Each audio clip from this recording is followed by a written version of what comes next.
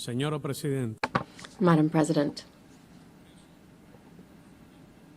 I express profound condolences and solidarity to the governments and people of Jamaica, Haiti, the Dominican Republic, who have suffered loss of life following the passage of Hurricane Melissa.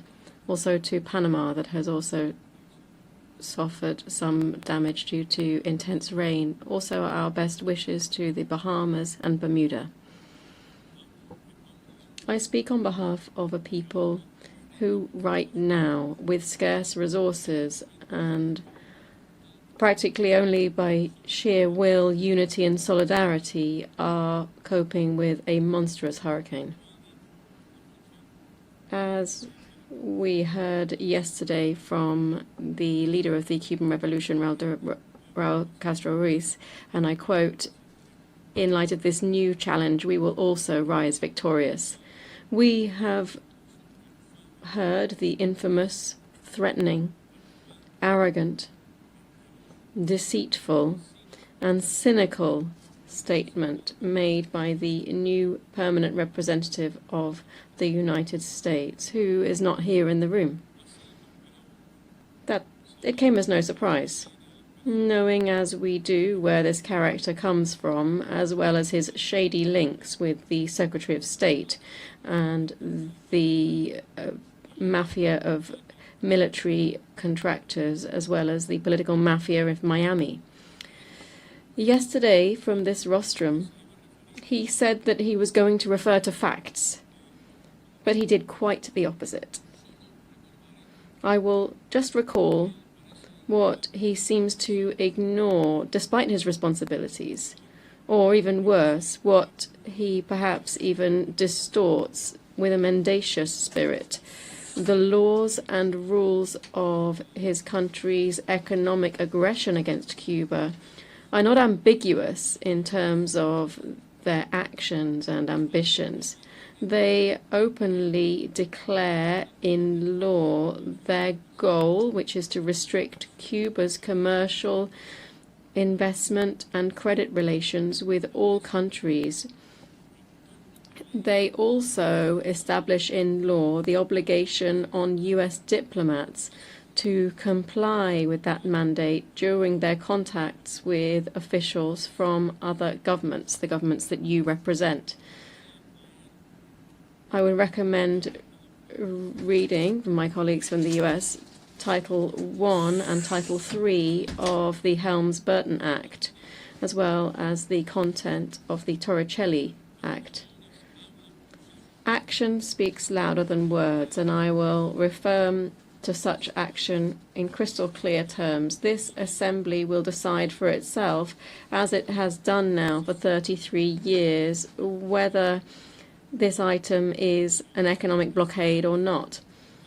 Over the last few weeks, there has been a brutal and unprecedented deployment of pressure, intimidation, and toxicity by the State Department at the planetary level to force sovereign states to change their vote on the resolution that we will adopt today.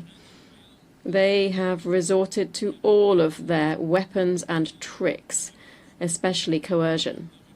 But the truth, law, reason, and justice are always far more powerful and overwhelming. It's not possible to hide the fact that by virtue of the United States government's criminal policy against Cuba, my country is viciously deprived in every corner of the world of the use of banking systems to make payments and collect funds. Cuba is deprived of access to sources of financing, investment capital, remittances, technology for its industry, food production, infrastructure, scientific development, and services, including the most sensitive ones, such as healthcare. The strategic aim of the blockade is to provoke a social breakdown that would lead to the breakdown of constitutional order that Cubans have decided to freely form in various referenda. The Secretary of State is the malign, corrupt, and fraudulent reincarnation of Mr. Mallory, and the permanent representative has come to speak on his behalf. As you know, the impact of this type of aggression is not only economic, it applies by design with cold premeditation in terms of its social and humanitarian impact on millions of people. In Cuba, for instance, recent years, and I say so with pain, the deterioration of some health indicators, which, although they are still outstanding for a developing country and comparable to those of industrialized countries, are today lower than the indices that our country was able to progressively achieve. One example of this is infant mortality, which, after consecutive years with rates below 5 per 1,000 live births, now stands at 8.5 in the first half of this year. One would have to lie, as indeed was done by the permanent representative of the United States, to ignore the link between this result and the impact of the economic blockade on the sustainability of our health system, just as it would be impossible to ignore the impact of the economic blockade on life expectancy or maternal mortality rates or the availability of highly subsidized medicines for the population. Between March 1st, 2024 and February 28th, 2025 alone, the blockade caused Cuba some $7.5 billion in material damage. This is an impact similar to the nominal gross domestic product of at least 30 countries that are represented here, according to World Bank data. But the damage of the blockade cannot only be seen in figures and material damage, rather we see it on the daily lives of our citizens. No one, no family or sector escapes its daily devastating effects. Dialianis, a young Cuban lady, 29 years of age, suffering from hypertrophic cardiomyopathy, which is a potentially life-threatening condition, requires the implant of an automatic defibrillator that Cuba does not have access to. Dialianis and many other Cuban patients with similar illnesses are still waiting for this type of implant. 6-year-old Abdiel needs a hip operation that requires a bone graft. This sort of tissue is produced at the tissue bank in the Frank Pais hospital, but the essential freeze-drying process has been halted due to the lack of a sensor. It has not been possible to purchase it, even with the money to pay for it, because the companies that supply it, in light of the blockade against Cuba, refused to sell it in accordance with usual commercial practices. This is not collateral damage. These are not isolated cases. These are everyday experiences. These are human beings, innocent human beings, who are suffering. The creativity of our institutions and the professionals who work within them is extraordinary and highly commendable, but it is impossible to calculate the anguish that this situation wreaks on Cuban families, or the strain of not being able to access these medicines and supplies when they're needed. An essential component of the worsening blockade since 2019 has been increased persecution on fuel supply operations, including shipping companies insurance companies, banks, and governments. This has led in Cuba to a reduction in suppliers and an exponential rise in prices. Electric cuts or blackouts are today one of the most visible and irritating impacts of the economic blockade against Cuba, having a daily effect on families, which is at times exasperating. It has an impact on other sectors such as water supply, production processes, services, and the economy as a whole, all of which weighs on the population. Just a few months ago, one corporation from a country and the friendly government of that country stated that it was impossible for them to supply one spare part and mere technical assistance to repair a large thermal power station in Cuba due to the threat of sanctions by the US. Another vital sector of the economy that has been particularly damaged is tourism.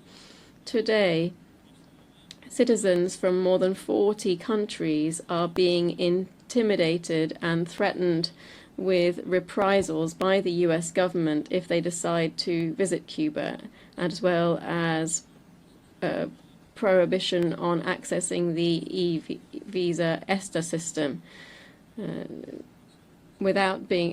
Even though they might decide freely to exercise their right to visit Cuba. The US government not only deprives its citizens of the right to travel to Cuba, but it also seeks and manages to deprive, through coercion, citizens from other countries that are not under its jurisdiction of those rights, especially from Europe.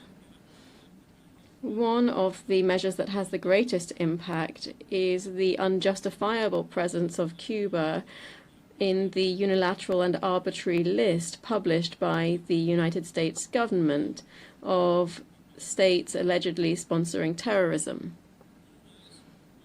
Cuba is a victim of terrorism. So we have previously demonstrated before this assembly.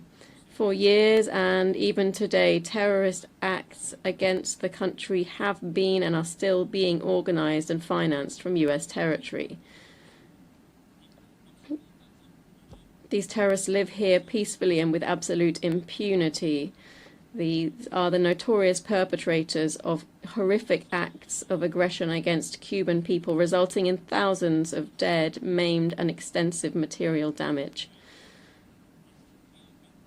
In 2023, we handed over to the US government the names and information on 62 terrorists and 20 terrorist organizations acting against Cuba from this country, and so far the US government has done nothing about it. The economic warfare includes a comprehensive program of destabilization, and I will condemn this action for the first time here. This includes a comprehensive program of destabilization, financed, organized, and executed directly by the United States government through the use of operatives of Cuban origin based in this and other countries. Their mission and their assignment is to lower the incomes of the Cuban population through speculative manipulation of the exchange rate. This has a direct impact on price increases, spreading intimidating and alarming messages on social media, as well as a consequent change to the market's natural operation. The effect of this is severe harm to the pockets of every Cuban and additional obstacles to macroeconomic stabilization programs. To do this, they resort to the laundering of money from the US federal budget, using funds assigned by the US Congress and used by the State Department, several non-governmental organizations and contractors that channel such funds. Our government has irrefutable evidence of these operations. This includes data, names, contacts, communications, and the direct involvement of the US government and its diplomats. This is a criminal activity that is contrary to international law, Cuban laws, and even United States laws. The United States has tried to sell the idea that the blockade is a justification used by the Cuban government to hide its inefficiencies or the errors of its development model. This political campaign is based on a propaganda and digital campaign which uses toxic disinformation, euphemisms, selective silence, and the coordinated saturation of messages, seeking to establish the perception that the blockade does not exist or does not affect the population. The United States government not only attempts to deny or minimize the blockade, but also penalizes those who document its harm and consequences by resorting to smear campaigns, cyber troops paid with the funds earmarked for a regime change, and the algorithmic censorship of Cuban national content.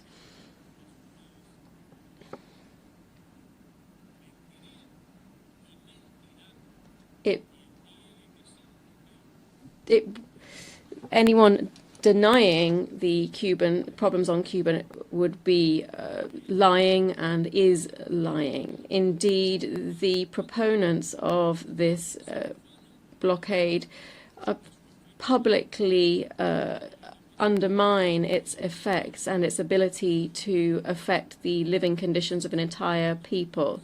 Please look back at the statements of the United States Secretary of State and politicians who have made their careers and built their wealth with aggression on Cuba.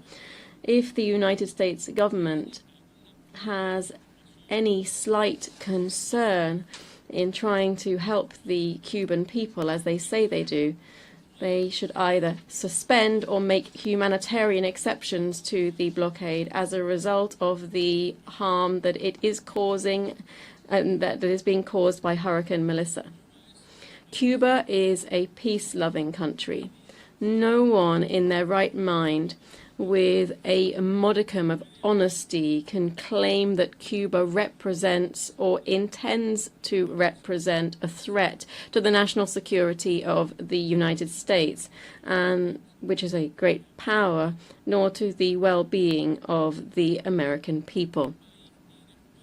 Which country has military forces deployed in an aggressive, extraordinary, and unjustified manner in the Caribbean Sea as we hold our discussions here? Which country threatens regional peace, security, and stability, particularly the peace and right to self-determination of the kindred Venezuelan people? Which country has adopted the criminal practice of ordering its armed forces to commit murders in the high seas or within the territorial or jurisdictional waters of other countries, as we see today in the Caribbean or in the Pacific? Which country has our region riddled with military bases and openly plots aggressive plans of subversion and regime change against progressive governments? Which government is the direct accomplice, the provider of weapons and financing for the genocide in Gaza? If the United States government wishes to contribute to peace in our America, it should withdraw the military threat and accept a civilized dialogue without preconditions or impositions with Venezuela, with Colombia, with Nicaragua, with Cuba, and with all countries with which it has differences, and collectively with the community of Latin American and Caribbean states. The blockade is a policy of collective punishment. It qualifies as an act of genocide. It flagrantly, massively, and systematically violates the human rights of Cubans. It makes no distinction between social sectors or economic actors. I'm very grateful to those who in this debate and in the high-level segment in this session spoke up to request the end of the blockade and the removal of our country from the spurious list of state sponsors of terrorism. I'd also like to thank the regional groups who over the years have made robust statements in this regard, to the numerous organizations and movements of solidarity, standing in solidarity with Cuba around the world, and Americans who call for a relationship based on respect and sovereign equality between both countries.